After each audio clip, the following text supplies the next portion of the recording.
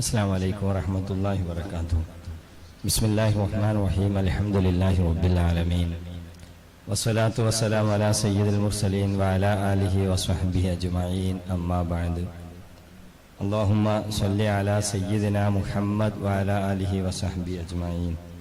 ഏറ്റവും സ്നേഹാദരവ് നിറഞ്ഞ ഈ പരിപാടി ഔപചാരികമായി ഉദ്ഘാടന കർമ്മം നിർവഹിച്ച ഷെയ്ഖുന തോക്ക അഹമ്മദ് മൗലവി ഉസ്താദ് അവറുകളെ, നമ്മോട് സംബന്ധിച്ച ബഹുമാനപ്പെട്ട ഷെയ്ഖുന യുഎം ഉസ്താദ് അവറുകളെ, വേദിയിലുള്ള മജീദ് ബാക്കവി ഉസ്താദ്, മറ്റു സുന്നിമാൽ ഫെഡറേഷൻ്റെ മഹല്ല് ഭാരവാഹികളും നേതാക്കളുമായ ജില്ലാ നേതാക്കളായ ഉസ്താദുമാർ, ഉമറാക്കൾ, എൻ്റെ മുമ്പിലുള്ള ഈ പ്രദേശത്തെ ഓരോ പ്രദേശത്തെയും ദീനീ സംവിധാനങ്ങൾക്ക് നേതൃത്വം നൽകുന്ന പ്രിയപ്പെട്ട മഹല്ല് ഭാരവാഹികൾ, ഉസ്താദുമാർ, ഇവിടെ യുഎം ഉസ്താദ് വളരെ ഭംഗിയായി ഉലമാ കൂട്ടായ്മയുടെയും അവരുടെ നന്മയുടെയുമൊക്കെ ആ നന്മ ഉണ്ടാകുന്നിടത്ത് എത്രത്തോളം മാറ്റങ്ങൾ ഉണ്ടാകുമെന്ന് ബോധ്യപ്പെടുത്തുന്ന രീതിയിൽ നമ്മോട് സംവദിച്ചു.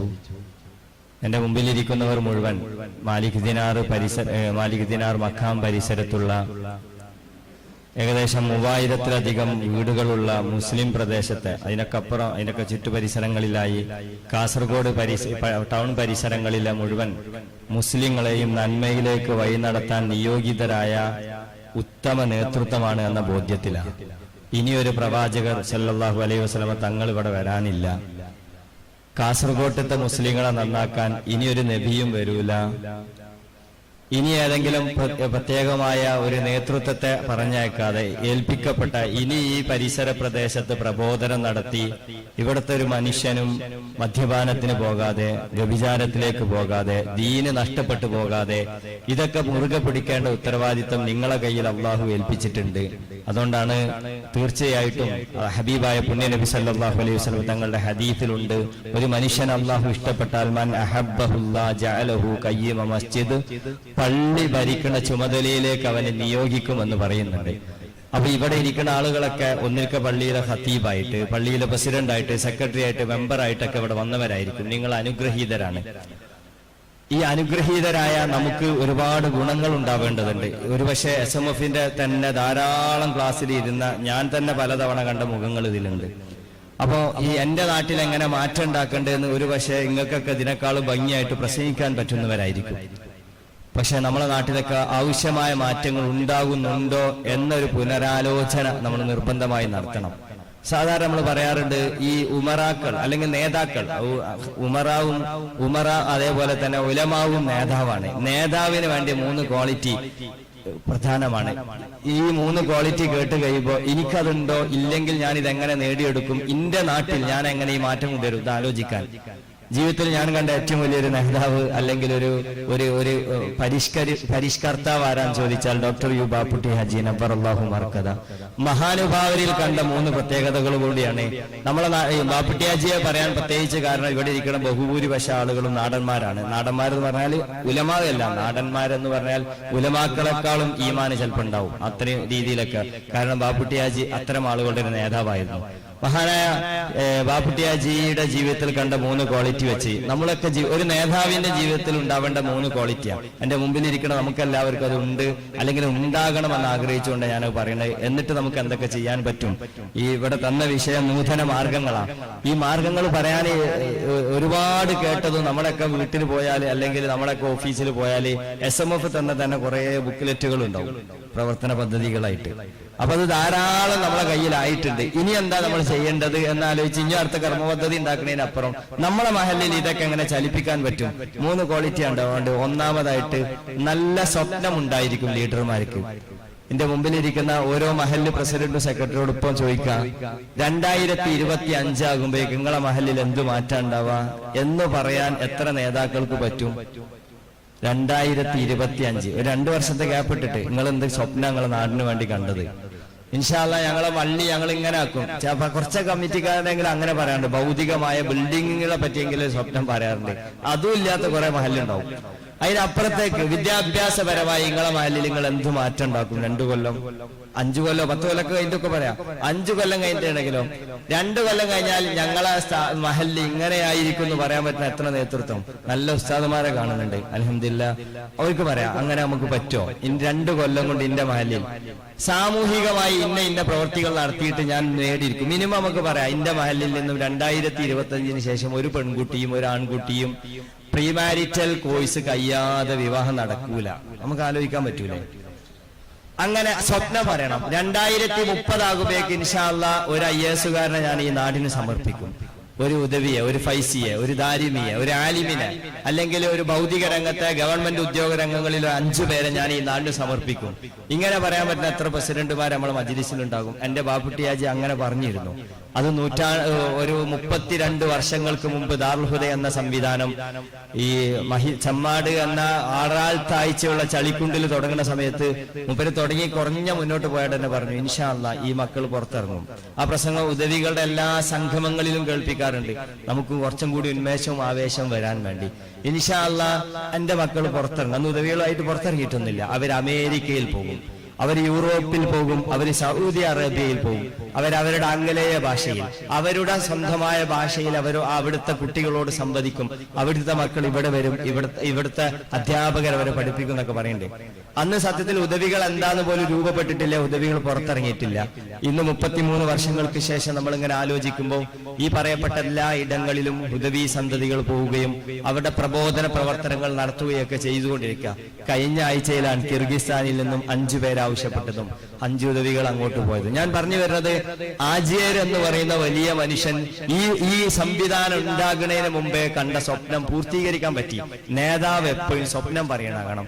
സയ്യിദുനാ മുഹമ്മദ് മുസ്തഫ ലോകത്തിന് കാണിച്ചത് ഏറ്റവും വലിയ നേതാവാരാ? സല്ലല്ലാഹു അലൈഹി വസല്ലം തങ്ങളാ. അണികളെ മുഴുവൻ എന്തൊരു പ്രയാസകരമായ ജീവിതം, മക്കയിൽ നിന്നൊക്കെ പ്രയാസപ്പെട്ട് മദീനയിലേക്ക് പോകേണ്ടി വന്നപ്പോഴും അണികളോട് പലപ്പോഴും സംസാരിച്ചപ്പോ അവർക്ക് ഒലിബത്തി റൂം നേതാവ് പറഞ്ഞതാ. സയ്യിദുനാ മുഹമ്മദ് മുസ്തഫ ഏത് ജനങ്ങളോടാ പറയണ? ഒലിബത്തി റൂം. അന്ന് റോം എന്ന് പറഞ്ഞാൽ ഇന്നത്തെ ആധുനിക അമേരിക്ക എന്നൊക്കെ പറയണ പോലെ, അന്ന് അല്ലെ യൂറോപ്യൻ കൺട്രീസിലെ വലിയ ബ്രിട്ടൻ എന്നൊക്കെ പറയുന്ന പോലെ അന്നത്തെ ഏറ്റവും വലിയ സൈനിക ശക്തിയായിരുന്നു ക്രൈസ്തവ സാമ്രാജ്യമാകുന്ന റോം. കാട്ടിയിട്ട് പുണ്യ നബി പറയാ ഒലിബത്തി റൂം. റോം കീഴടക്കപ്പെട്ടു എന്ന പ്രയോഗം അന്ന് കീഴടക്കിയിട്ടല്ല, കീഴടക്കപ്പെടും എന്ന് ഉറപ്പ് കൊടുക്കുന്ന രീതിയിൽ അന്ന് സംസാരിക്കാം. ഇതിന്റെ നാടൻ ഭാഷയൊക്കെ നമുക്ക് പറയുകയാണെങ്കിൽ വേണേ നമ്മൾ ഇങ്ങനെ പറയാം, നരേന്ദ്രമോദി അധികാരത്തിൽ നിന്ന് പുറത്തായി, PK കുഞ്ഞാലിക്കുട്ടി ഇന്ത്യൻ പ്രധാനമന്ത്രിയാകുന്ന അള്ളാഹു നേരിട്ട് നമ്മളോടാൻ പറയാം. അതിന്റെ ഒക്കെ ഒരു വലിയ വാർത്തയിലൊന്ന് വായിച്ചു നോക്കി. അങ്ങനെയാണ് പുണ്യനബി അവിടെ വന്നിട്ട് പറയുന്നത്. ഏത് മനുഷ്യരോട് വളരെ പ്രയാസകരമായി മദീന എന്ന കുഞ്ഞു പ്രദേശത്ത് മാത്രമായി ഇസ്ലാമിക പ്രബോധനം ചെയ്യുകയും കുറഞ്ഞ രീതിയിൽ ചെറിയ ചെറിയ വിജയങ്ങൾ ഉണ്ടാകുന്ന, അതിനിടയിൽ തന്നെ പരാജയങ്ങൾ സംഭവിക്കുന്ന ഒരു ആൾക്കൂട്ടത്തിന് മുമ്പിലേക്ക് ഒരുമിച്ച്, ഒരു സമൂഹത്തിന് ഒരുമിച്ച് കൂട്ടിയിട്ട് നേതാവ് പ്രസംഗിക്കുക, ഇതാ റോം നിങ്ങൾ കീഴടക്കുന്നു. ഇതിങ്ങനെ പറയാൻ പറ്റണം. ആവേശം. നമ്മളെ കമ്മിറ്റികളിലൊക്കെ പ്രശ്നം എന്താ വെച്ചാൽ അവര് സെക്രട്ടറി ആകെ പള്ളിയിൽ എഴുന്നേറ്റെന്നാല് അണികൾക്ക് മുഴുവൻ ഒരു സ്വപ്നവും കേൾക്കാൻ ഉണ്ടാവില്ല എന്ന് മാത്രമല്ല കുറെ ഇടങ്ങേറ് കേൾക്കാനുണ്ടാവും. ഹൗല് പൊളിച്ച കടണ്ട് 33,000 റുപ്യ പിരിവ് തുടങ്ങണം. ഈ സെക്രട്ടറി എഴുന്നേറ്റിക്കുമ്പോ തന്നെ പേടിയാണ്, അടുത്ത പിരിവ് എന്താണ് ഇയാൾ പറയാൻ പോകുന്നതെന്നാവും. അതിലപ്പുറത്തേക്ക് എന്തെങ്കിലുമൊക്കെ പറയുന്ന ഒരു സെക്രട്ടറിയെ കാണിച്ചു തന്നാൽ ഉറപ്പാണ് ആ നാടുകൾ പിന്തുണക്കും, അവരെ കേൾക്കാൻ ആളുകൾക്ക് ഇഷ്ടം. അല്ലെങ്കിലോ നിങ്ങളൊക്കെ ഈ നമ്മളെല്ലാവരും മോട്ടിവേഷണൽ ട്രെയിനറുടെ പ്രസംഗം കേൾക്കാനൊക്കെ ഇഷ്ടം. കാരണം അയാൾ വലിയ സ്വപ്നങ്ങളൊക്കെ പറഞ്ഞിരുന്ന. ഇങ്ങനെ സംവദിക്കുന്ന ആളുകളുണ്ടെങ്കിൽ പ്രത്യേകിച്ച് യുവതലമുറ, കൗമാര തലമുറക്ക് ആഗ്രഹിക്കുന്നത് വരാൻ പോകുന്ന കാലത്ത് അവർക്കുണ്ടാവുന്ന നല്ല വർത്താനങ്ങൾ പറയുന്ന ആരെങ്കിലും ഉണ്ടോന്നാണ്. അപ്പൊ സെക്രട്ടറിയും ഖത്തീബൊക്കെ അങ്ങനെ പ്രസംഗിക്കുന്ന ഭാഷ, അങ്ങനെ വെറുതെ പ്രസംഗിക്കാൻ പാടില്ല. രണ്ടാമത്തെ ക്വാളിറ്റി, ഒന്ന് സ്വപ്നം പറയണം. സ്വപ്നം കണ്ടിട്ട് കമ്മിറ്റി പോയി കിടന്നുറങ്ങിയാൽ അതൊന്നും അവിടെ ഉണ്ടാവില്ല. രണ്ടാമത്തെ ഒരു സാധനം ഉണ്ടാവണം, അതാണ് പ്ലാനിങ് എന്നൊക്കെ പറയും. കർമ്മ പദ്ധതി കയ്യിൽ ഉണ്ടായിരിക്കണം. എന്റെ ബാപ്പുട്ടിയാജിയെ തന്നെ പറഞ്ഞിട്ട് നമുക്ക് തുടങ്ങാം. ആചാര്യ ദാറുൽ ഹുദയിൽ നിന്ന് ഇറങ്ങുന്ന ഉദവികൾ അല്ലെങ്കിൽ പണ്ഡിതർ ഇൻഷാ അല്ലാഹ് അമേരിക്കയിൽ പോകുന്നൊക്കെ പറഞ്ഞ് മൂപ്പര് അവിടെ കിടന്നുറങ്ങിക്കല്ല. മഹാനായ ബാപ്പുട്ടി ഹാജി 3 വർഷമോ 4 വർഷമോ പിന്നിടുമ്പോഴേക്ക് ഉറുദുവിൽ നാട്ടിൽ നിന്നും ബീഹാറിൽ നിന്നൊക്കെ അധ്യാപകരെ കൊണ്ടുവന്ന് സ്ഥാപനത്തിൽ അധ്യാപകർ അധ്യാപകനാക്കി വെക്കുക. ആ അധ്യാപകനായി വെക്കുമ്പോ ബാപ്പുട്ടിയാജിക്ക് കൃത്യമായ പ്ലാനാണ്. എന്താ പ്ലാനിങ്? ഇൻഷാ അല്ലാഹ് ഈ മക്കള് കുട്ടി ഉസ്താദുമാരോടൊന്ന് മൂത്രമൊഴിക്കട്ടെ പോകണമെന്ന് ചോദിക്കാൻ പോലും ഭാഷ പഠിച്ചിരിക്കണം. കുട്ടികൾ കമ്പൾസറി ആയിട്ട് ഭാഷ പഠിപ്പിക്കുക. അവിടെയും കഴിഞ്ഞില്ല. ഒരു 6-7 വർഷം കഴിഞ്ഞപ്പോഴാ ഒരു അൻവർ സാർ എന്ന് പറഞ്ഞ ഒരാൾ വന്നു. അദ്ദേഹം ഇംഗ്ലീഷ് മാത്രമേ അദ്ദേഹത്തിന്റെ ഒഫീഷ്യൽ ഭാഷയുള്ളൂ. കുട്ടികൾ നിർബന്ധിതരായി ഇംഗ്ലീഷ് പഠിക്കാൻ. ദാറുൽ ഹുദയിലെ 9 ഞാൻ 9 1-ാം വർഷമോ 2-ാം വർഷമോ പഠിക്കും. 9-ലോ 10-ഓ വർഷമായിട്ടുള്ളൂ ദാറുൽ ഹുദ. ഉദവികൾ പുറത്തിറങ്ങുന്ന മുമ്പുണ്ട് ഈജിപ്തിൽ നിന്നും ഒരു അധ്യാപകനെ കൊണ്ടുവന്നു കന്തൂറി ഇട്ട് അദ്ദേഹം വരികയാണ്. അദ്ദേഹത്തോട് സംവദിക്കാൻ കുട്ടികൾക്ക് ആകെ അറബി ഭാഷ മാത്രമാണ്. നോക്കൂ, ലോകത്തിലേക്കുള്ള ആലിമീങ്ങളെ വാർത്തെടുക്കാതെ പറഞ്ഞിട്ട് നമ്മളവിടെയുള്ള ഉസ്താദ്മാരെ മാത്രം വെച്ചിക്കല്ല, അതിനനുസൃതമായ നിർബന്ധിതമായ ഭാഷ പദ്ധതികൾ ഒരുക്കി വെച്ചു. അങ്ങനെ അവരൊക്കെ വാർത്തെടുക്കുകയായിരുന്നു. നിങ്ങളും കർമ്മ പദ്ധതി ഒരുക്കണം. ഇൻഷാ അല്ലാഹ് 2030 ആകുമ്പോഴേക്ക് ഞങ്ങളെ മഹല്ലിൽ ഇത്ര ആലിമീങ്ങൾ ഉണ്ടാവും, ഇത്ര ഭൗതിക രംഗത്തെ മികവുള്ള പണ്ഡിതരുണ്ടാകും. പലിശ എന്റെ മഹല്ലിൽ നിന്നും പലിശക്ക് പണത്തിന് ഓടേണ്ട ഒരു ഗതികേടില്ലാത്ത രീതിയിൽ സമ്പൂർണമായിട്ടും പലിശരഹിത വായ്പാ പദ്ധതി 2026 ആകുമ്പോഴേക്ക് ഇൻഷാ അല്ലാഹ് മാണിക്കോത്ത് മഹല്ലിൽ ഞാൻ തുടങ്ങുന്നു. പ്രസിഡന്റ് പറയാം. അങ്ങനെ പറയുകയാണെങ്കിൽ അതും പറഞ്ഞിട്ട് ഇരിക്കരുത്. പിന്നെ അതിനുള്ള പ്ലാൻ ഒരുക്കണം. ആ പ്ലാനിങ് എവിടെയെന്നാ അടുത്ത ചോദ്യം. അങ്ങനെയാണെങ്കിൽ നമ്മുടെ കയ്യിൽ ഒരു പ്ലാൻ ഉണ്ടോ? ആ പ്ലാൻ നമ്മുടെ കയ്യിൽ എങ്ങനെയാണ്? ഇതൊക്കെ നമ്മുടെ നാട്ടിൽ എത്ര പ്ലാൻ വളരെ പ്രധാനവുമാണ്. ഇപ്പോൾ തന്നെ ഞാൻ ഈ കണ്ണൂർ ജില്ലയിലൊക്കെ ഒരു പരിപാടിക്ക് പോയപ്പോൾ അവിടുത്തെ സെക്രട്ടറി ഇവിടെ വെറുതെ ചോദിച്ചു എത്ര വീടുണ്ട്. അപ്പൊ അദ്ദേഹം പറഞ്ഞു ഒരു 500 ചില്ലാനുണ്ടാവും എന്ന് പറഞ്ഞു. അപ്പൊ ഉടനെ തന്നെ ജോയിന്റ് സെക്രട്ടറി ആന്നല്ല 800 ചില്ലാനുണ്ട് എന്ന് പറഞ്ഞു. പിന്നെ അവിടെ സർവേ കഴിഞ്ഞപ്പോ 1000-ന്റെ അടുത്ത് വീടുണ്ട്. അപ്പൊ ഈ സെക്രട്ടറിക്ക് നോക്കി വീടിന്റെ എണ്ണം പോലും അറിയാത്ത ഈ മനുഷ്യനാണ് അവിടെ ഭരിക്കണത്. ഇവിടെ ഇരിക്കുന്നുണ്ടാവും ചിലപ്പോ കമ്മിറ്റി ഭാരവാഹികളിൽ പലരും ഈ ഞങ്ങളെ മഹല്ലിൽ എത്ര വീടുണ്ട്, ഈ വീട്ടുകാരുടെ സാമ്പത്തിക സ്ഥിതി പോലും അറിയാത്ത സെക്രട്ടറി. ഇയാള് ശരിക്കും അവിടുത്തെ ഒരു ഖലീഫയാണ്. ഈ സെക്രട്ടറി, ഈ പ്രസിഡന്റ് അമീറുൽ മുഅ്മിനീൻ ഉമറുൽ ഖത്താബ് റളിയല്ലാഹു അൻഹുവിനെ പറ്റി നമ്മളിങ്ങനെ വളരെ മനോഹരമായി പ്രസംഗിക്കാറുണ്ട്. ഉത്തരവാദിത്തത്തിന്റെ ബോധം വന്ന് ഖലീഫ ഉമർ രാത്രി ഉറക്കം ഒഴിവാക്കിയിട്ട് ഈ മദീനയുടെ പ്രാന്തപ്രദേശങ്ങളിലൂടെ നടക്കണയിടയിൽ ഒരു പ്രസവവേദന അനുഭവിച്ച സ്ത്രീയെ കണ്ട കഥയൊക്കെ പറയാറുണ്ട്. അമീറുൽ മുഅ്മിനീന് പേടിയായിരുന്നു ഖലീഫ ഉമറിന് ഉത്തരവാദിത്തപ്പറ്റി. ഇതേ ഉത്തരവാദിത്തത്തിന്റെ ചെറിയൊരു അംശം കിട്ടിയത്. ആ രീതിയിൽ പൂർണ്ണ ഭരണം കിട്ടിയിട്ടില്ലെങ്കിലും ഒരു മുസ്ലിമായ മഹല്ല് കമ്മിറ്റിയുടെ ഉത്തരവാദിത്തത്തിൽ പെട്ടതാണ് ആ മഹല്ല് പ്രദേശത്തെ ദീനി ഉണർച്ച ഉണ്ടാക്കല്, വിദ്യാഭ്യാസപരമായ നേട്ടം ഉണ്ടാക്കി കൊടുക്കൽ. ഈ ബോധമുള്ള ഈ സെക്രട്ടറി എത്ര വീടുണ്ട് എന്ന് പോലും അറിയാത്ത ഒരാളാണെങ്കിൽ ആ നാട്ടിൽ എന്ത് മാറ്റം ഉണ്ടാവും? അപ്പൊ പ്ലാനിങ് എന്നത് പ്രധാന. സർവേ എടുക്കണം, മഹല്ല് തല സർവേ. മഹല്ല് തല സർവേ എന്ന് പറയുമ്പോ എനിക്ക് പേടിയാ പലപ്പോഴും പറയാനേ. അപ്പൊ പറയും ഉസ്താദ് 3 കൊല്ലം മുമ്പ് ഞങ്ങൾ തുടങ്ങിയിട്ടുണ്ട് സർവേ, എപ്പോഴും തീർന്നിട്ടുണ്ടാവില്ല. 3 കൊല്ലം മുമ്പ്. ഇപ്പം തന്നെ ഞങ്ങളിൽ പലരും ചിരിക്കുന്നുണ്ട്. 3 കൊല്ലം മുമ്പ് സർവേ തുടങ്ങിയിട്ടുണ്ടാവും, തീർന്നിട്ടുണ്ടാവില്ല. അപ്പൊ എടുക്കണ കോലം കഥ ആലോചിച്ച് നോക്കി. അതേ നാട്ടിൽ മുസ്ലിം ലീഗിന്റെ മെമ്പർഷിപ്പും 1 മാസം കൊണ്ട് കറക്റ്റ് എല്ലാ വീട്ടിലും കയറി ഇറങ്ങി തീർത്തിട്ടുണ്ടാവും. അപ്പൊ പ്രശ്നം ഇതാർക്കോ ഉള്ള ഒരു ഏർപ്പാടായതുകൊണ്ടാണ് കിടക്കുന്നത്. അവിടെ സർവേ കംപ്ലീറ്റ് ചെയ്തിട്ട് നമ്മൾ ആ വിവരങ്ങൾ എടുക്കാൻ പറ്റുള്ളൂ എന്നർത്ഥം. ഞാൻ ഈ പറഞ്ഞു വരുന്നത് രണ്ടാമത്തെ നേതൃത്വമാണ്. രണ്ടാമത്തെ നേതൃത്വത്തിന്റെ ക്വാളിറ്റിയാണ് പ്ലാനിങ്. പ്ലാനിങ് ഇല്ലാതെ ആയാൽ നമ്മളെ എല്ലാ കാര്യവും നമ്മൾ ഏറ്റവും മനോഹരമായി ഇസ്ലാമിക ചരിത്രത്തിലെ കഥ പറയുന്നത് ഹിജറയാണ്. ഹിജറ എന്തൊരു ഭംഗിയായി പ്ലാൻ ചെയ്തിട്ട് നടന്നുകൊണ്ടാണ് വിജയിച്ചത്. പ്ലാനിങ് ഇല്ലാത്ത സാധനങ്ങൾ വിജയിക്കാനും പ്രയാസമായിരിക്കും. നമ്മളൊക്കെ പലപ്പോഴും നടത്തൽ എന്താ വെച്ചാൽ തൊട്ടടുത്ത ഒരു ഉറൂസ് നടന്ന ആ ഉറൂസിൽ ഏറ്റവും കൂടുതൽ ആള് കൂടിയൊരു പ്രഭാഷണം കിട്ടിയാൽ നിർബന്ധമാണ് തൊട്ടടുത്തുള്ള ഉറൂസിൽ നമ്മൾ അയാളെ കൊണ്ടുവന്നിരിക്കും. ഉറൂസ് എന്നത് മാത്രമല്ല, അല്ലെങ്കിൽ അവിടെ എന്തെങ്കിലും മജ്‌ലിസുന്നൂർ നടത്തി അതിലെന്തോ കൂടുതൽ ബക്കറ്റ് പിരിവ് കിട്ടിയ ഒരാളുണ്ടെങ്കിൽ അയാൾ നമ്മൾ കൊണ്ടുവരാം. അതിലപ്പുറത്തേക്ക് നമുക്ക് എന്ത് അജണ്ടകളാണ് നമ്മുടെ മഹല്ല് നേതൃത്വത്തിനുള്ളത്? പ്ലാനിങ് എന്നതില് ഞാൻ ഈ പറഞ്ഞു വന്ന ഹിജറയുമായി ബന്ധപ്പെട്ട സയ്യിദന മുഹമ്മദ് സല്ലല്ലാഹു അലൈഹി വസല്ലം തങ്ങൾ വളരെ പ്രയാസകരമായി മക്കയിൽ ജീവിക്കുമ്പോ അള്ളാഹുവിന്റെ അനുമതി കിട്ടിയപ്പോ യാത്ര നേരെ അങ്ങോട്ട് നമ്മൾ പോവല്ലെന്ന് വെച്ച് പോയതല്ല. സിദ്ദീഖ് തങ്ങൾ കൂടെ വരട്ടെ എന്ന് വെച്ചപ്പോ പറയുന്നുണ്ട്, നിങ്ങൾ എന്റെ കൂടെ വരരുത്, നിങ്ങൾ അവിടുന്ന് പുറപ്പെടുക, ഒപ്പം പോയാൽ ശത്രുക്കൾ കാണും. പിന്നെയും പ്ലാൻ ഉണ്ട്, രാത്രി പുറപ്പെടുന്ന സമയത്ത് ശത്രുക്കൾ എന്നെ പിടിക്കാൻ സാധ്യതയുണ്ട്. അപ്പൊ ഹബീബായ പുണ്യ നബി അലി റളിയല്ലാഹുവിന്റെ കിടത്താണ് ആ സ്ഥാനത്ത്. അങ്ങനെ പുതച്ചൊക്കെ ഇട്ടുകൊടുത്ത് ശത്രുക്കൾ വീടിന് ചുറ്റും നിൽക്കുന്നുണ്ട്. അവര് നേരം വെളുക്കോളും കാത്തിരിക്കുക. നമുക്ക് ഏകദേശമൊക്കെ സങ്കല്പിക്കാം നാടൻ ഭാഷയിൽ. ഒരു രാത്രി 12 മണിക്ക് നിന്നിട്ടുണ്ടെങ്കിൽ 6 മണി വരെയൊക്കെ നേരം വെളുക്കോളും കാത്തിരിക്കുമല്ലേ, ഇത് റസൂലാണ് എന്നുള്ള പ്രതീക്ഷയിൽ അവിടെ നിന്നു.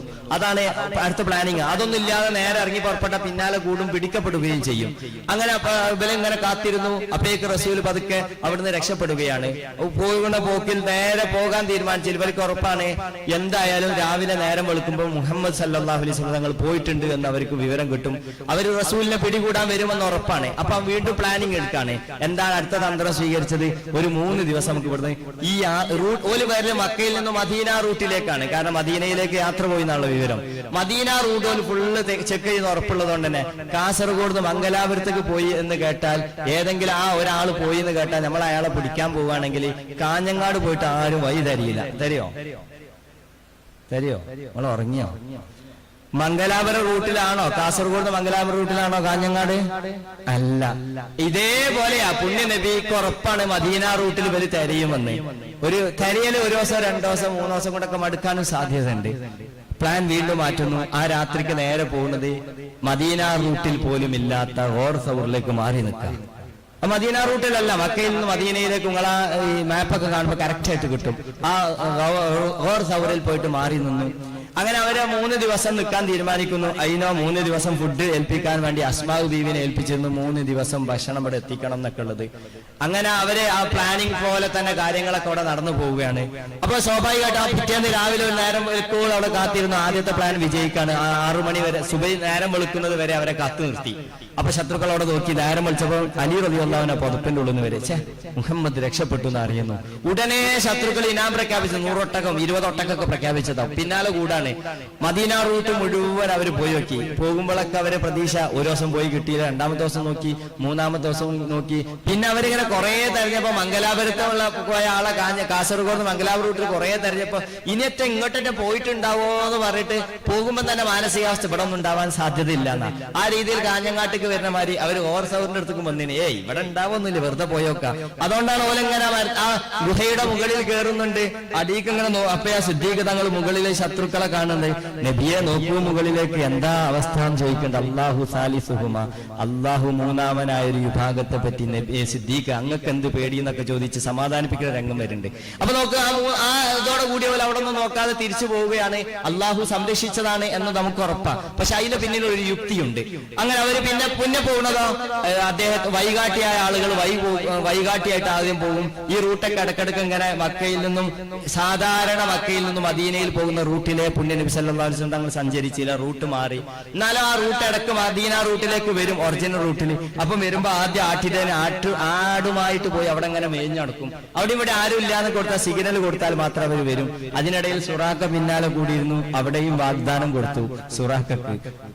അങ്ങനെ നമ്മൾ പറഞ്ഞു വരുന്നത് ഇസ്ലാമിക ചരിത്രത്തിൽ അതുകൊണ്ട് മനോഹരമായി ഭംഗിയായി അള്ളാഹുവിന്റെ സംരക്ഷണത്തിൽ പുണ്യ നബി സല്ലല്ലാഹു മദീനയിലേക്ക് വരുന്നത് പ്ലാനിങ് പ്രധാനമാണ്. നമ്മളെ നേതൃത്വത്തിന് 2ാമത് നഷ്ടപ്പെട്ടു പോയ പ്രധാന കാരണമാണ് ഇല്ലായ്മയാതാണ് പ്ലാനിങ്. ഈ പ്ലാനിങ് വേണമെന്നുള്ളതിന് നിങ്ങൾ ആദ്യം നമ്മളെ ഗ്രൗണ്ട് റിയാലിറ്റി ഒന്ന് എടുത്തു നോക്കി.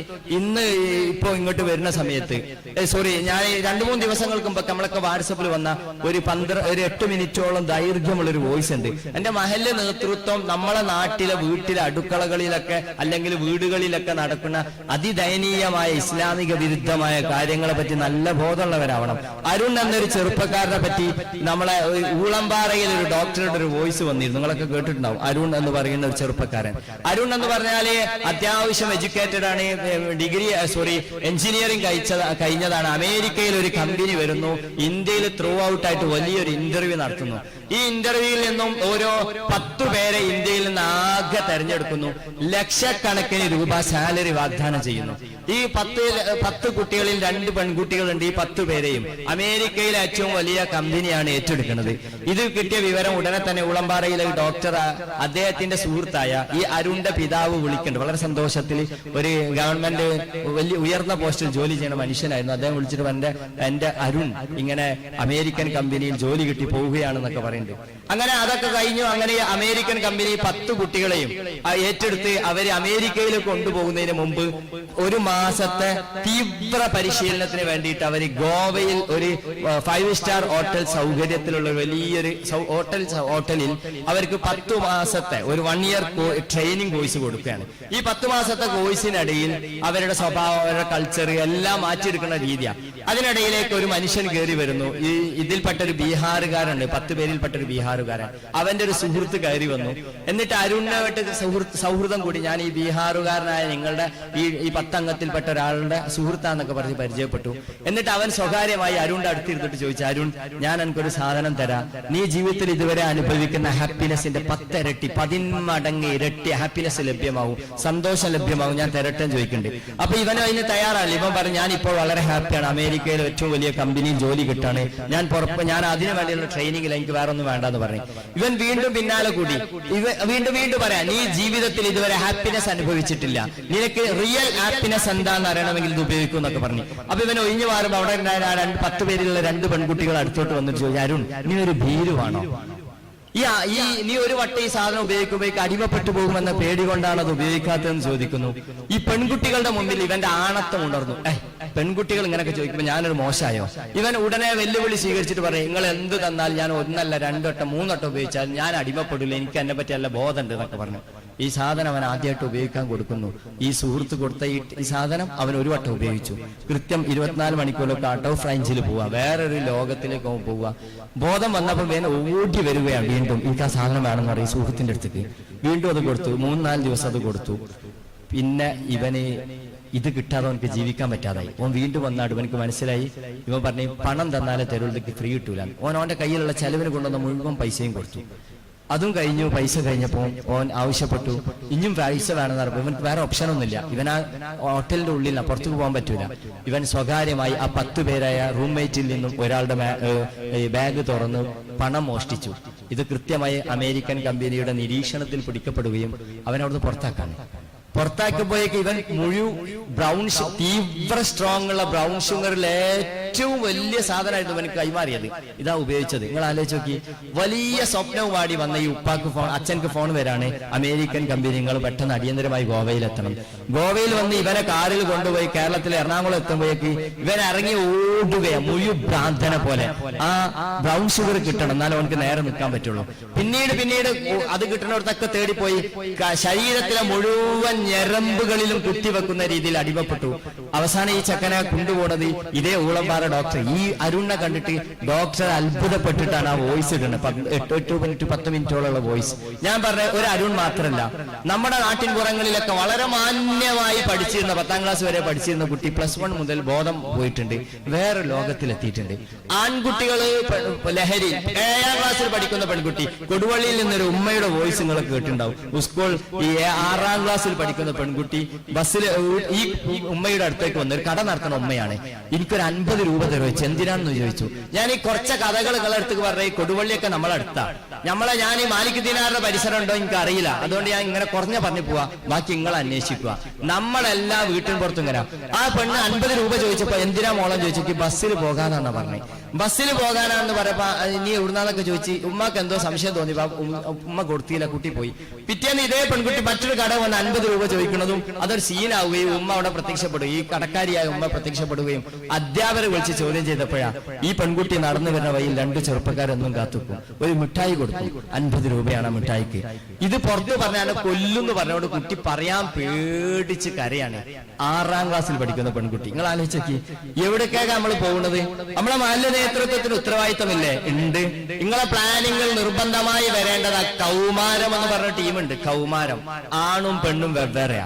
പെണ്ണിന് നിങ്ങൾ കൊടുക്കണം, അവള് മൊബൈൽ ഫോണിൽ പണ്ടൊക്കെ പ്രണയം എന്നൊക്കെ പറഞ്ഞ പരിശുദ്ധമായ പ്രണയങ്ങളൊക്കെ നമ്മൾ കേട്ടിട്ടുള്ളൂ. ഇന്ന് അതൊന്നുമില്ല. 3ാമത്തെ ദിവസം ശരീരം കൈമാറുന്ന പ്രണയങ്ങളാണ് ഉണ്ടാവുന്നത്. എന്തൊരു ഭയാനകരമാണ്. അപ്പൊ ഈ സാഹചര്യത്തിൽ പള്ളി കമ്മിറ്റിക്കാർക്ക് ഒരു പണിയില്ല. ഉണ്ട്. അള്ളാഹു നിങ്ങളോട് കുല്ലുക്കും റായിൻ വകുല്ലുക്കും മസ്ഊലൻ റഅയ്യത്തി എന്നൊക്കെ പറയാൻ ചോദിക്കണ സാധന. നിങ്ങൾ എന്തേനി അൻസിലിന്നാസ മനാസിലഹു എന്ന് പറയാറുണ്ട്. ആളുകൾക്ക് അവരുടെ അക്കലിനനുസൃതമായി ഒക്കെ കതിരി ഉക്കൂലിഹിം എന്നുണ്ട് മറ്റൊരു സ്ഥലത്ത്. അതിനനുസൃതമായ പ്ലാനിങ്ങുകളും പദ്ധതികളൊക്കെ ആവിഷ്കരിക്കണം. എങ്ങനെ അനുസൃതം? കൗമാര പ്രായത്താരെ വിളിച്ചു വിട്ടിട്ട് നിങ്ങൾ ഇതേപോലത്തെ വയലോടുത്താവൊന്നും കേൾക്കാൻ പോലും വരൂല, നിങ്ങളെ പള്ളിയിലെ രാത്രി വയതിനൊന്നും. അപ്പൊ ഞാൻ പറഞ്ഞത് അപ്പൊ നിങ്ങളെ പ്ലാനിങ് ഒരുക്കാം. 1 4 സ്ഥലങ്ങളിൽ മഹല്ല് മാറണം. അത് നമ്മൾ ആലോചിക്കേണ്ടി. ഒന്നാമത്തത് സാമൂഹികമായ മാറ്റം. ഇന്ത്യ മഹല്ലിൽ 2025 ആകുമ്പോൾ ഞാൻ എന്തൊക്കെ ഉണ്ട് സാമൂഹികം എന്ന് പറയുമ്പോൾ ഈ പറഞ്ഞ എല്ലാ ഏരിയയും വന്നു. നമുക്കൊക്കെ ഈ കുടുംബം എന്ന് പറഞ്ഞാലും സാമൂഹ്യത്തിൽപ്പെട്ട ഒന്ന് കുടുംബം, കൗമാരം, യുവാക്കൾ ഇവരൊക്കെ മാറ്റിയെടുക്കണം. മാറാൻ മാത്രം അവരിടയിലേക്ക് ദഅവത്ത് പോകേണ്ടതുണ്ട്. നേതൃത്വം എന്താ ചെയ്യല്?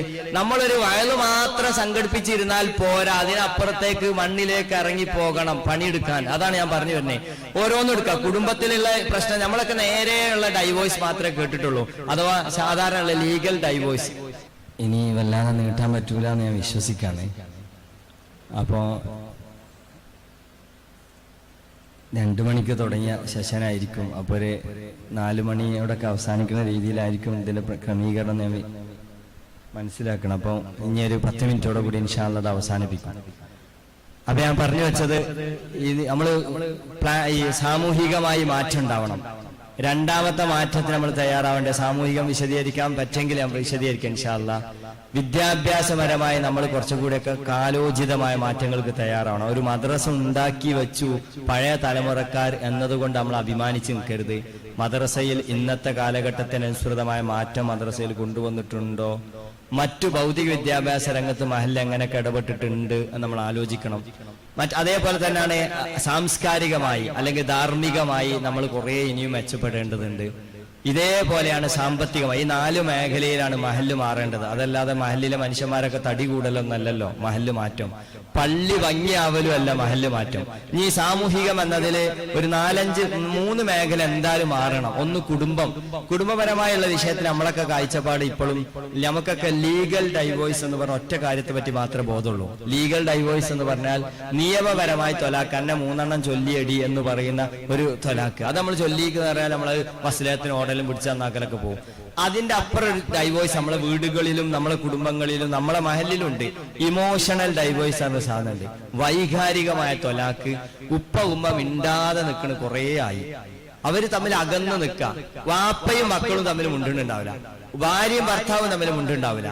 ഇങ്ങനെ കുറെ കുഞ്ഞു കുഞ്ഞു പിണക്കങ്ങൾ പെരുകി നിൽക്കുന്ന ഒരു പൊട്ടിത്തെറിക്കാൻ പോകുന്ന ഒരു സാധനമാണ് നമ്മളെ വീടുകൾ പലപ്പോഴും. ഇതിന്റെ ഒരു കുഴപ്പം എന്താ? ഭാര്യയും ഭർത്താവും നല്ലപോലെ ജീവിച്ചിട്ടില്ലെങ്കിൽ മക്കൾ വളരെ മോശമാവും. നമ്മൾ സാധാരണ ഭാഷ പറയും, വാപ്പിയും ഉമ്മയും കീരിയും പാമ്പായാൽ മക്കൾ പെരിച്ചായി ആവും എന്ന് പറയാറുണ്ട്. പെരിച്ചായി എന്നൊക്കെ പറയുന്ന ജീവിയുണ്ട്. നിങ്ങളെ കാസർഗോഡ് പറയോ പെരിച്ചായി എന്നൊക്കെ പറയില്ല. ഈ ബാപ്പി ഉമ്മി നല്ലതാവാൻ പള്ളി കമ്മിറ്റി എന്ത് ചെയ്യണം? അവർക്കുള്ള ക്ലാസ്സുകൾ കൊടുക്കണം. കുടുംബ ജീവിതം. കുറെ ആളുകളെ വിശ്വാസം അവരിങ്ങനെ പേടിപ്പിച്ച പെണ്ണിങ്ങനെ കേട്ടുകൊടുക്കണം. പെണ്ണിന് ഒരു പ്രത്യേകിച്ച് റോളൊന്നുമില്ല. പെണ്ണ് മാപ്പിള പറയണത് മാത്രം കേട്ട്, ഭർത്താവ് പറഞ്ഞത് മാത്രം കേട്ടിരിക്കാന്ന.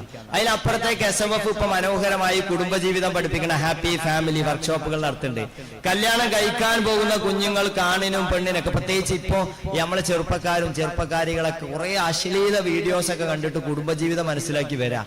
അതിനപ്പുറത്തേക്കൊക്കെ എങ്ങനെയാണ് ചെറിയ ഇഷ്യൂസ് വരുമ്പോഴേക്ക് തൊലാക്കിലേക്ക് ഓടാണ് നമ്മളെ ആളുകളൊക്കെ. കുടുംബം എന്താന്ന് പഠിപ്പിക്കണം. പ്രീമാരിറ്റൽ വർക്ക്ഷോപ്പ് എല്ലായിടത്തും ഉണ്ട്. ഇനി അതിനേക്കാൾ അപ്പുറമാണ് ഈ നമ്മളെ ഉമ്മമാർക്ക് മക്കളെ വളർത്തൽ അറിയില്ല. ഉപ്പമാർക്ക് ചെറിയ ഇഷ്യൂസുകളൊക്കെ നേരിടുമ്പോഴേക്ക് ആത്മഹത്യക്ക് പോകുന്ന മക്കളാ. ഇന്നത്തെ മക്കളോട് പെരുമാറ്റം പാരന്റിങ് വർക്ക്ഷോപ്പ് SMF നടത്താറുണ്ട്. ഇതൊക്കെ നമ്മളെ മഹല്ലിൽ നടന്ന് എന്ന് ഉറപ്പുവരുത്തലാണ്. SMF പദ്ധതികൾ ആവിഷ്കരിച്ചിട്ടുണ്ട്. എന്റെ മാലിക് ദിനാർ പരിസർ കാസർഗോഡത്തിലെ മഹല്ലിലെ ഉമറാക്കളോട് ഉലമാക്കളോട് ചോദ്യങ്ങൾ ഇതിൽ എന്തൊക്കെ നടപ്പിലാക്കി? ഇതൊന്നും നടപ്പിലാക്കാതെ ഞാൻ 2 കൊല്ലമായി മഹല്ലിന്റെ പ്രസിഡന്റായിട്ട്, സെക്രട്ടറി ആയിട്ട്, ട്രഷററായിട്ട്, മെമ്പറായിട്ട് എന്ത് ഉത്തരവാദിത്തങ്ങൾ നിർവഹിച്ചിട്ടുണ്ടാവുക? ഇത് അതേപോലെയാണ്. കൗമാര കുട്ടികൾക്ക് വേണ്ടി മാത്രമായിട്ട് നിങ്ങൾ സ്പെഷ്യൽ ക്ലാസ് വെക്കണം. ഞാൻ നിങ്ങൾക്ക് ഈ സദസ്സിൽ പറയുന്നു, നിങ്ങൾ പെൺകുട്ടികളെ മാത്രം വിളിച്ചിട്ട് ഒരു കൗമാര കൗൺസിലിംഗ് ക്ലാസ് സംഘടിപ്പിക്കുക. ഒരു ക്ലാസ് കഴിഞ്ഞാൽ മിനിമം ഒരു 5 കുട്ടികളെ നിങ്ങൾക്ക് അശ്ലീല പ്രണയത്തിൽ നിന്ന് രക്ഷപ്പെടുത്താൻ പറ്റും. അവർ നിങ്ങൾക്ക് തരുന്ന ഫീഡ്ബാക്ക് ആയിരിക്കും. ആൺകുട്ടികളെ വെക്കി ലഹരി മൊബൈൽ അഡിക്ഷനെതിരെയുള്ള ക്ലാസ് വെക്കി കുറെ പേരെ രക്ഷപ്പെടുത്താൻ നമുക്ക് പറ്റും. ഇതൊന്നും ചെയ്യാതെ നമ്മൾ ഉത്തരവാദിത്തത്തിന്റെ പൂർണ്ണത നിർവഹിക്കാത്ത ആളുകളായി തീരും. യുവാക്കൾ പ്രത്യേക ഒരു ലോകത്താണ്. അവരുടെ ലോകം ഏതാന്ന് നമുക്ക് പിടുത്തം കിട്ടൂല. അവരിടയിലേക്കൊക്കെ ഇങ്ങനെ ഇനി വേറൊന്നുണ്ട്. ഇവരുടെ ഭാഷയിൽ സംവദിക്കാൻ അറിയുന്ന ആളുകളെ കൊണ്ടുവരികയും വേണം. അതും ഇന്നത്തെ പ്രബോധനത്തിൽ പ്രധാനമാണ്. അവരുടെ ഭാഷയിൽ കൗമാര കുട്ടികളോട് ഇപ്പൊ എനിക്കറിയാം, ഞാൻ കേട്ട അംസ അഞ്ചുമുക്കിൽ എന്ന് പറഞ്ഞ ഒരാളുണ്ട്.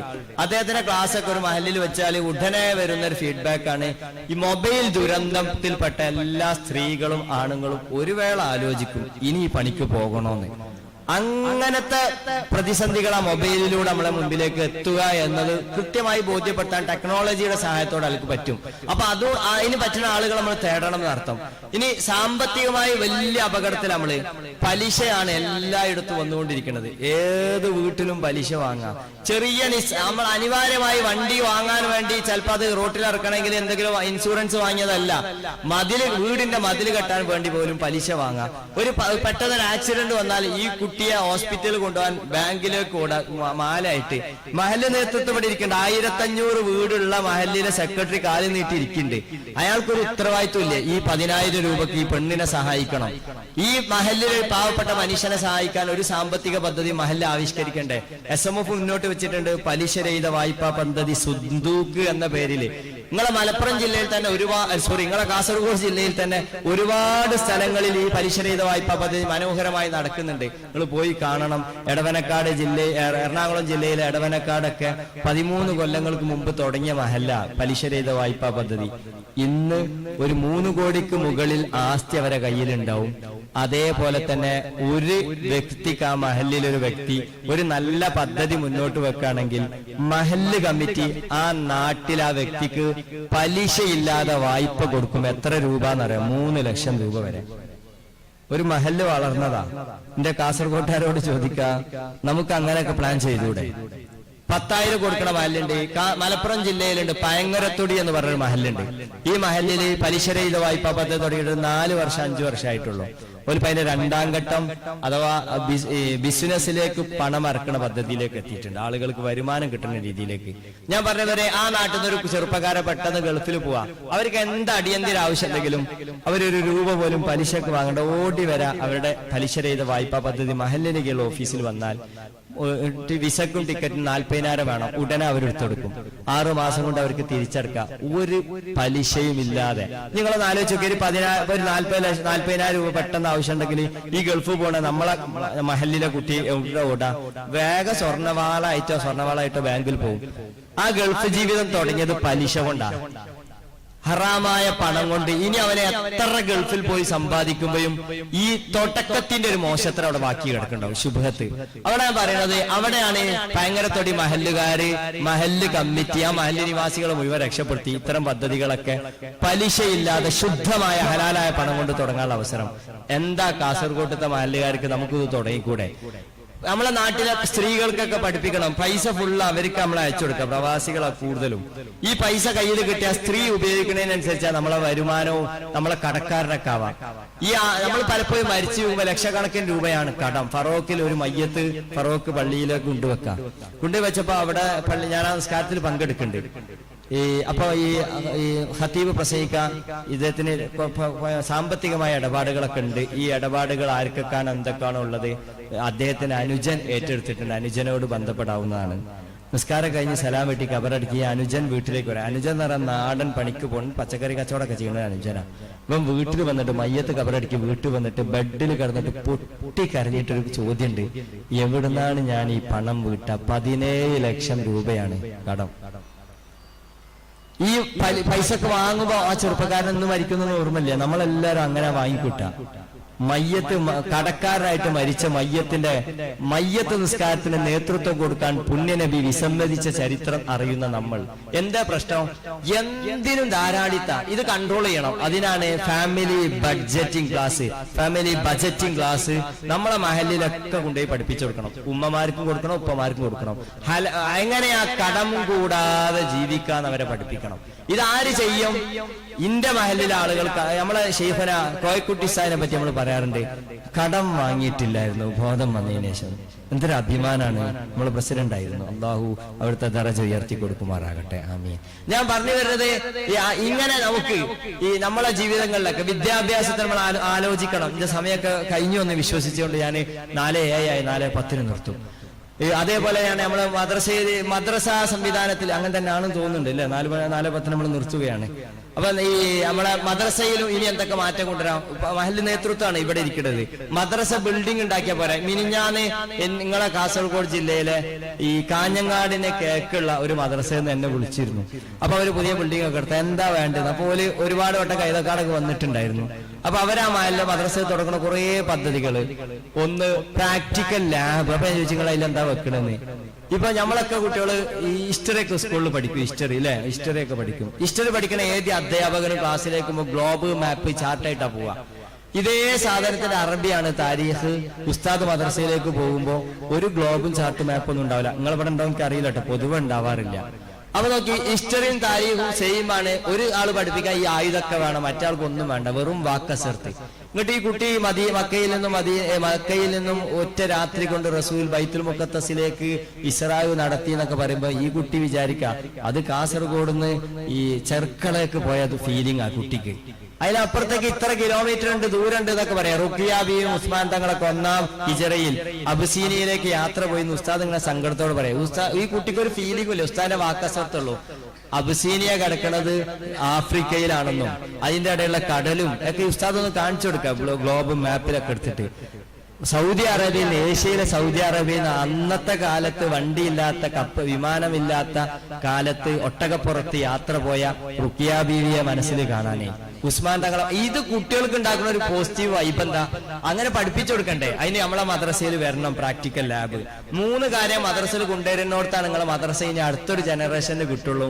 ഒന്ന് പ്രാക്ടിക്കൽ ലാബ്. ഇത്തരം എല്ലാ പാഠോപകരണങ്ങളും വാങ്ങി വെച്ച റൂം വാങ്ങി വെച്ചാൽ പോരാ, അത് ഉപയോഗിക്കണം. രണ്ടാമത്തെ ഒരു സാധനമാണ് ഖുർആൻ കുട്ടികൾക്ക് കേൾക്കാനുള്ള അവസരം കൊടുക്കുന്ന ഒരു ഖുർആൻ ലാബ്. ഒരു സ്മാർട്ട് TV ഒക്കെ വെച്ചിട്ട് ഒരു സ്മാർട്ട് ക്ലാസ് റൂം മദ്രസയിൽ സെറ്റ് ചെയ്യാം. സ്കൂളിൽ നിന്ന് ഇതൊക്കെ കിട്ടുന്നിടത്ത് ഈ മദ്രസ എപ്പോഴും ഒരു ഉസ്താദിന്റെ വാക്കസരത്തിൽ ഒതുങ്ങാതിരിക്കട്ടെ, അങ്ങനെ ക്ലാസ് റൂം നമുക്ക് ഒരുക്കിക്കൂടെ? അതേപോലെ തന്നെ മദ്രസയിലെ നീറ്റ്നെസ്. ഈ ചെറിയ കുട്ടികൾ 5 വയസ്സുള്ള കുട്ടി, 6 വയസ്സുള്ള കുട്ടിയൊക്കെ നമ്മളെ മദ്രസയിൽ പഠിക്കാറുണ്ട്. ഈ കുട്ടികളെ ശരിക്കും നമ്മൾ മദ്രസയ്ക്ക് കൊണ്ടുവരുന്നത് തന്നെ നമ്മളെ ഇപ്പോഴത്തെ ഒരു പ്രത്യേക പശ്ചാത്തലത്തിൽ കൊണ്ടുവരാം. 7 വയസ്സൊക്കെ ഉമ്മാന്റെ കൂടെ നിൽക്കേണ്ട കുട്ടിയാണ്. അപ്പൊ നമ്മൾ കൊണ്ടുവരാണെങ്കിൽ ലായിബിനൊക്കെ സബ എന്ന് പറഞ്ഞ പ്രായമാണ്. ആ കുട്ടിക്ക് കുട്ടിത്തം ഫീൽ ചെയ്യുന്ന രീതിയിൽ ക്ലാസ് റൂം ഒരുക്കണം. ഒരു മലപ്പുറം ജില്ലയിൽ ഒരു മദ്രസ പോയതാ, 10ാം ക്ലാസ്സും 1-ാം ക്ലാസ്സും ഒറ്റ ക്ലാസ്സിൽ. അപ്പൊ ഞാൻ 1-ാം ക്ലാസ് അടക്കുമ്പോഴേ അതിന്റെ ഉള്ളിൽ കയറി ചെല്ലുന്നത്. നിങ്ങൾ ആലോചിച്ചേക്ക്, 10ാം ക്ലാസ്സുകാരുടെ ഡെസ്ക് മുതൽ ഈ കുട്ടി ഇരിക്കുന്ന ഒരു രംഗം, എന്തൊരു കുട്ടിയുടെ മനസ്സിൽ ഭയമായിരിക്കും മദ്രസ എന്ന് പറഞ്ഞാൽ. അവനക്ക് പറ്റാത്ത ബെഞ്ച്, അവനക്ക് പറ്റാത്ത. കോഴിക്കോട് സയൻസ് പാർക്കിലുണ്ട് ഒരു ഈ ചെറിയ കുട്ടികളെ നിങ്ങൾ അങ്ങനെ പരിഗണിക്കണം എന്ന് കാണിക്കാൻ വേണ്ടിയിട്ട്, നമുക്ക് അനുഭവിക്കാൻ വേണ്ടി നമ്മളെക്കാൾ ഇത്ര കയറ്റുള്ള ഒരു ബെഞ്ചിട്ട് ഒരു സ്റ്റൂൾ ഇട്ട് ഇതിനേക്കാളായിട്ടുള്ള ടേബിൾ ഇട്ട് ടൈമിൽ കയറിയിരിക്കാൻ നമ്മളോട് പറയുന്നുണ്ട്. അപ്പൊ കയറിയിരിക്കുമ്പോൾ നമുക്ക് ഭയങ്കര പ്രയാസവും. കാരണം എന്താ, നമ്മളെക്കാളും ആയിട്ടുള്ള ഒരു സാധനം. ഇതേപോലെ ചെറിയ മക്കളുടെ ഫീലിംഗ് ഒക്കെ അറിയണം എന്ന് പറഞ്ഞിട്ട് അവിടെ ഇട്ടത് നല്ല സാധനം. നമ്മളെ മദ്രസയിലോ 10ാം ക്ലാസ്സിലൊക്കെ കുട്ടിയിട്ട് 1-ാം ക്ലാസ്സിലെ കുട്ടിയിൽ ഇരുത്തുമ്പോൾ കുട്ടിയുടെ മനസ്സിലുള്ള ഭീകരത അങ്ങനെയൊക്കെ ആയിരിക്കും. അപ്പൊ ക്ലാസ് റൂം കുട്ടിക്കനുസരിച്ച് ചൈൽഡ് സെന്റേർഡ് ക്ലാസ് റൂം ആവണം. ഇപ്പൊ കുറെ മദ്രസയിൽ അങ്ങനെ വന്നിട്ടുണ്ട്. ഉസ്താദും അങ്ങനത്തതാവണം, കുട്ടികൾക്കനുസരിച്ച് വർത്താനം പറയുന്ന ഉസ്താദ്. 1-2 അതുകൊണ്ടാ സമസ്ത പറയല ഏറ്റവും കൂടുതൽ എക്സ്പീരിയൻസ്ഡ് ആയ ഉസ്താദ് 1-ാം ക്ലാസ് വേണമെന്നൊക്കെ പറയല്.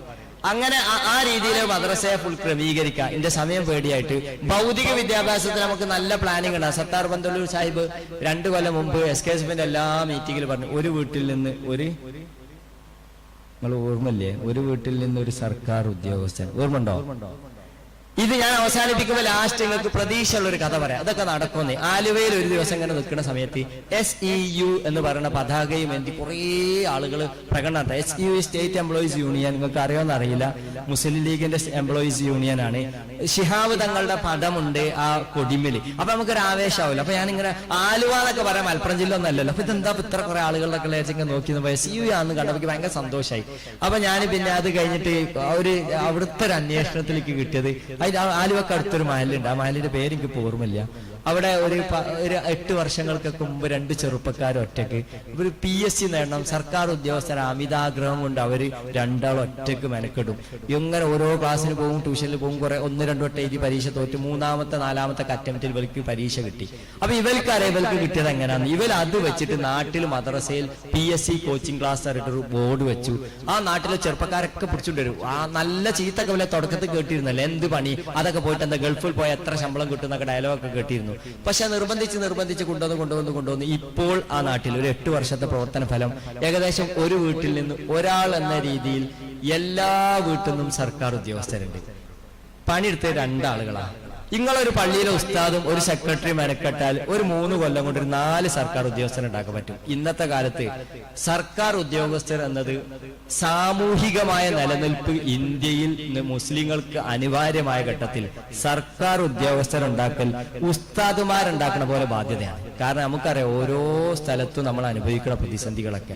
ഒരു സർക്കാർ ഉദ്യോഗസ്ഥന് ഏതെങ്കിലും ഒരു ഓഫീസ് ഉണ്ടെങ്കിൽ നമുക്ക് കിട്ടുന്ന ഒരു സുഖം മിനിമം ലെവലിൽ നിയമം വരുമ്പോഴെങ്കിലൊക്കെ നമുക്ക് തിരുത്താനേ അതിലവിടെ എന്തെങ്കിലും പറയാനേ അവരാണ് റിയൽ എക്സിക്യൂട്ടീവ്. മന്ത്രിമാരെന്നൊക്കെ പറഞ്ഞാല് 5-10 കൊല്ലം കുഞ്ഞാലിക്കുട്ടിയൊക്കെ ഒരു പവറുള്ള ഒരു ലീഡറേനി. ഇപ്പൊ 10 കൊല്ലമായി പ്രതിപക്ഷത്താ. ഇനിയിപ്പൊ പിണറായി പവർ ഉണ്ടാവും, അടുത്ത വർഷം അടുത്ത ആൾ വരുമ്പോ പവർ മാറും. പക്ഷെ റിയൽ എക്സിക്യൂട്ടീവ് എന്ന് പറഞ്ഞ സാധനം ഉണ്ട്. അത് അവരാണ് ഈ അഡ്മിനിസ്ട്രേറ്റീവ് രംഗത്തുള്ള ആളുകൾ. അവരെ വാർത്തെടുക്കല് ദഅവത്താണ്, നിർബന്ധ ബാധ്യതയാണ്. നമ്മൾ മനസ്സിലാക്കിയിട്ടില്ലെങ്കിൽ പ്രത്യേകിച്ച് NRCയുടെ ഒക്കെ ദുരിത കാലത്ത് നമുക്ക് ആരാ ഒരു വിവരം പോലും കൃത്യമായി പറഞ്ഞു തരാനില്ലെങ്കിൽ നമ്മളിങ്ങനെ ദ്വാരക്ക പഠിച്ചവനെ രക്ഷ തരണേന്ന് ദുആക്കെ പിന്നെയാ ഏകിൽഹാ സുമ്മ തവക്കൽ. ദുആ ചെയ്യണം, പക്ഷെ അതിന്റെ കൂടെ മദീനത്തെ പള്ളിയിൽ മുമ്പിൽ കൊണ്ടുവന്ന് ഒട്ടകത്തെ വെച്ചിട്ട് നബിയെ ദുആ ചെയ്യുന്നു പറയുമ്പോ റസൂൽ ചോദിക്കുന്നുണ്ട് ഏകിൽഹാ നീ അതിനെ കെട്ടിയിട്ടുണ്ടോ ചോദിച്ചു. എന്നാ പോയി കെട്ടിയിട്ട് ഇങ്ങോട്ട് ദോരക്കുന്നു. അത് നമ്മളോട് പറഞ്ഞ കെട്ടിയൊന്നും ഇടാതെ ഒട്ടകം ഇങ്ങനെ തെണ്ടിപ്പോവും. നിങ്ങൾ ദോരനാ മതിയെന്ന് നമ്മളോട് പറഞ്ഞിട്ടില്ല. പണിയെടുക്കണം, എന്നിട്ട് നമ്മൾ ദുആ ചെയ്യണം. ഞാൻ ഈ ആലുവയിലെ കഥ പറഞ്ഞ പോലെ ധാരാളം സ്ഥലത്തുണ്ട് പ്രവർത്തിച്ച. നിങ്ങൾ വാണിമേൽ പഞ്ചായത്ത് എന്ന സ്ഥലം കേട്ടിട്ടുണ്ടോ? വാണിമേല് കോഴിക്കോട് ജില്ലക്കാരെ കേട്ടിട്ടുണ്ടാവും. സർക്കാർ ഉദ്യോഗസ്ഥരുടെ നിരന്നു നിൽക്കണം എല്ലാ വീടുകളിലുള്ള ആൾക്കാർ. തൊട്ടടുത്ത് പഞ്ചായത്തിന്റെ പേര് പറയണ്ട, സർക്കാർ ഉദ്യോഗസ്ഥർ വളരെ കുറവാണ്. ആരെങ്കിലൊക്കെ വിൽ പവറുള്ള നേതൃത്വം മുന്നിലുണ്ടോ മാറ്റം സാധ്യമാകും. ഞാൻ അവസാനിപ്പിക്കാണ്. അപ്പൊ ഈ ഇങ്ങനെ ഓരോ സ്ഥലത്തേക്കും കർമ്മ പദ്ധതികൾ നിങ്ങൾ ആവിഷ്കരിക്കാം. നിങ്ങൾക്ക് ഇങ്ങനെയൊക്കെ അത് കേട്ട് ഞങ്ങളുടെ നാട്ടിൽ എന്ത് എന്നൊക്കെ ചോദിക്കാൻ എപ്പമാണെങ്കിലും മലപ്പുറം കാസർഗോഡ് ജില്ലയിൽ ഇത് മാത്രം ആലോചിച്ച് നടക്കാൻ SMF ഒരു ഓർഗനൈസർ വെച്ചിട്ടുണ്ട്. ഇത് മാത്രം ആലോചിച്ചെടുക്കാം അല്ലേ? ആ SMFന് ആ ഓർഗനൈസർക്ക് ശമ്പളം എന്താന്ന് വെച്ചാൽ നിങ്ങൾ വിളിച്ചാൽ നിങ്ങൾക്ക് പദ്ധതി പറഞ്ഞു തരല് മാത്രം. അയാൾ നിങ്ങളൊന്ന് ഉപയോഗപ്പെടുത്തോ, ഈ നാട് മാറും. അള്ളാഹു തൗഫീക്ക് നൽകട്ടെ. ഒന്നാമത് സ്വപ്നം വേണം, രണ്ടാമത് പറഞ്ഞ പ്ലാനിങ് വേണം, മൂന്നാമത് പറഞ്ഞ സാധനം കൂടി ഉണ്ട്, കർമ്മ നൈരന്തര്യം. നമ്മളെ ആളുകൾക്കൊക്കെ ആരംഭശൂരത്വം കൂടുതലാണ്. ഇടക്കിടക്ക് ഉദ്ഘാടനം ഉണ്ടാവും. PSC കോച്ചിങ് ക്ലാസ് ഉദ്ഘാടനം, എന്നിട്ട് ഫ്ലെക്സ് ഒക്കെ ഉണ്ടാവും. അത് കഴിഞ്ഞ് നടത്തിയത് ഓർമ്മ ഉണ്ടാവും, പിന്നെ ഒന്നും ഉണ്ടാവില്ല. ഈ ആരംഭശൂരത്തല്ല, കർമ്മ നൈരന്തര്യം എന്ന് പറഞ്ഞാൽ ട്രൈ ടിൽ ദി എൻഡ് എന്നാ. എന്റെ ബാപ്പുട്ടിയാജി വീണ്ടും ഓർമ്മ വരാം. വഫാത്തിന്റെ സമയത്തും മരണം വരെ ദാർഹുത മാത്രമുള്ള അവസാന രോഗിയായി കിടക്കുന്ന ഷറഫുദ്ദീൻ ഉദവി ആനമങ്ങാട് ഉസ്താദും അബൂബക്കർ ഉദവി ഉസ്താദും അദ്ദേഹത്തെ കാണാൻ പോകുന്നുണ്ട്. അപ്പോഴും പറഞ്ഞത് ഉത്തരേന്ത്യയിലെ പ്രവർത്തനം തുടങ്ങുന്ന സമയമാണ്, നിങ്ങൾ പ്രവർത്തിക്കണം. ഉത്തരേന്ത്യയിലും കേരളത്തിലെ മുസ്ലിങ്ങൾക്ക് പാണക്കാട്ട് തങ്ങന്മാരുണ്ട്. ഉത്തരേന്ത്യയിലെ മുസ്ലിങ്ങൾക്ക് ആരാ ഉള്ളത്? നിങ്ങൾ പണിയെടുക്കണം. മൂപ്പരെ രോഗം എന്നല്ല, മൂപ്പർക്ക് പ്രശ്നം ഉണ്ടായിരുന്നത് സമൂഹം, സമുദായം. അതുകൊണ്ട് തന്നെ ആയിരിക്കും ആചാര്യ മരിച്ചിട്ട് വർഷങ്ങൾ പിന്നിടുകയും ദാറുൽ ഇനിയും ആചാര്യരുടെ സ്വപ്നത്തിൽ നടക്കാൻ കാരണം ഇഖ്ലാസിൽ അവിടെ നിന്നതാ. നിങ്ങൾ ഇഖ്ലാസിൽ ഈ നാടിന്, നിങ്ങളെ നാടിന് വേണ്ടി, മാണിക്കോത്തുകാര് മാണിക്കോത്തിന് വേണ്ടി, തളങ്കരക്കാര് തളങ്കരക്ക് വേണ്ടി. എനിക്കറിയണ കുറച്ച് മഹല്ല് പറഞ്ഞ കേട്ടോ. നിങ്ങൾ അങ്ങനെ നിങ്ങൾക്ക് അറിയാം. മടിയൻ എന്ന് പറഞ്ഞ മഹല്ല് കണ്ടു, പേര് കണ്ടപ്പോൾ മടിയൻ, നല്ല രസമുള്ള പേര്. അങ്ങനെ ഓരോ മഹല്ലാരും അവരവരുടെ മഹലിലുള്ള കർമ്മ പദ്ധതികൾ ഉണ്ടാക്കി അത് വിൽ പവറോടെ ഏറ്റെടുക്കുക. ഞാൻ അവസാനിപ്പിക്കുകയാണ്. ഇതൊക്കെ കേട്ടപ്പോഴും 3 ടൈപ്പ് മനുഷ്യന്മാരുണ്ടാവും. ഒന്ന്, എന്ത് കേട്ടപ്പോഴും അതൊക്കെ കണക്കാണ്. ഒരു മാറ്റത്തിന് തയ്യാറാകാത്ത മനുഷ്യന്മാരുണ്ടാവും.